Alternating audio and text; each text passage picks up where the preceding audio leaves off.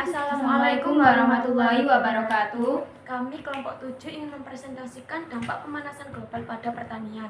Sebelumnya perkenalkan, nama saya Sinita Oktavia absen 8. Saya Amanda Fidelia Marisana absen 4. Saya Analta Hunisa absen 5.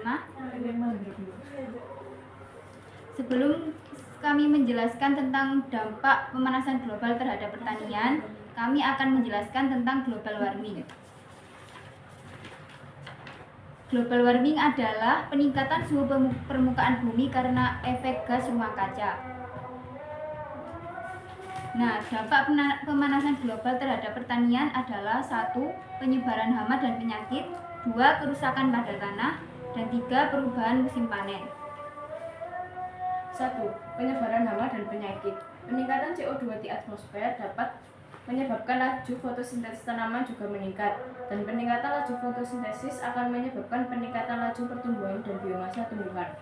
Peningkatan biomasa pada saat kondisi kadar CO2 meningkat menurunkan kurang lebih 15-25% kadar nitrogen jaringan tanaman, sehingga meningkatkan nisbah CN serta alokasi karbon untuk sintesis pembentukan senyawa metabolit sekunder. Peningkatan nisbah CN pada jaringan tanaman akan menyebabkan terjadinya penurunan efikasi pertahanan tumbuhan yang berdasarkan pada kandungan nitrogen. Meningkatnya laju konsumsi daun oleh serangga pada kondisi CO2 yang tinggi tidak selalu diikuti oleh kerusakan tanaman yang tinggi, menyebabkan terjadinya peningkatan biomasa tanaman pada kondisi peningkatan CO2, sehingga terjadinya kompensasi peningkatan konsumsi serangga herbivora pada saat kondisi CO2 meningkat akan berpengaruh pada tanaman.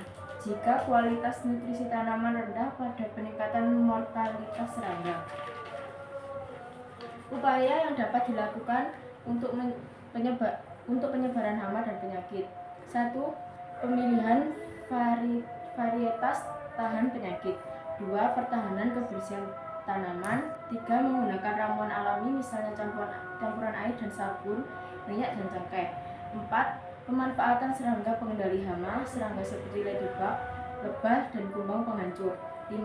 Rotasi tanaman dengan memindahkan tanaman ke lokasi yang berbeda setiap tahun. 6. Pemupukan dan irigasi yang tepat. Dampak yang kedua adalah kerusakan pada tanah pertanian. Sebagai sektor yang terkena dampak pemanasan global, pertanian juga merupakan penyumbang gas rumah kaca global. Sektor pertanian menyumbang emisi gas rumah kaca antropogenik dalam pemanasan global sebesar 20% dan sebesar 90% berasal dari pertanian daerah tropik. Contoh budidaya pertanian yang memicu gas rumah kaca adalah pembakaran lahan dan pembajakan tanah. Pembakaran lahan menghasilkan gas rumah kaca dan merusak tanah. Pembajakan lahan merusak agregasi tanah sehingga partikel-partikel tanah menjadi lepas dan karbon tanah hilang terbawa erosi. Juga memicu oksidasi bahan organik tanah yang berakibat pada peningkatan emisi gas karbon dioksida dan menurunnya cadangan karbon tanah. Upaya yang dapat dilakukan untuk kerusakan tanah pada pertanian adalah 1. Mitigasi gas rumah kaca melalui manajemen lahan berkelanjutan. 2. Penerapan pengelolaan lahan berkelanjutan. Peningkatan karbon dalam tanah sebesar 4/1000 per tahun atau 4 per mile soil for food security and climate sebagai kebijakan global dapat dipenuhi. 3. Melakukan konservasi tanah, penanaman tanaman pelindung, diversifikasi tanaman, pertanian organik, dan agroforestry. 3. Perubahan musim panen. Pemanasan global dapat menyebabkan perubahan pola musim termasuk pergeseran musim tanam dan panen. Hal ini dapat menyebabkan penurunan hasil pertanian secara keseluruhan dan dapat mengakibatkan ketidakstabilan pangan dan krisis pangan di wilayah-wilayah bergantung pada pertanian sebagai sumber pangan. Upaya yang dapat dilakukan untuk perubahan musim panen. 1. Melakukan teknik budidaya yang baik seperti sistem tanam tumpang sari, rotasi tanam, dan sistem tanam terpadu. 2. Melakukan diversifikasi tanaman dengan cara menanam berbagai jenis tanaman sehingga jika satu jenis tanaman gagal panen, masih ada jenis tanaman lain yang dapat dipanen.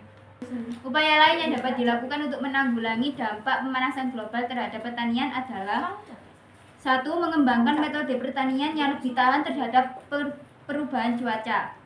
2. Memberikan dukungan dan pelatihan teknologi bagi para petani. 3. Mempromosikan praktik-praktik pertanian yang berkelanjutan dan ramah lingkungan. Baiklah, sekian presentasi dari kami. Wassalamualaikum warahmatullahi wabarakatuh.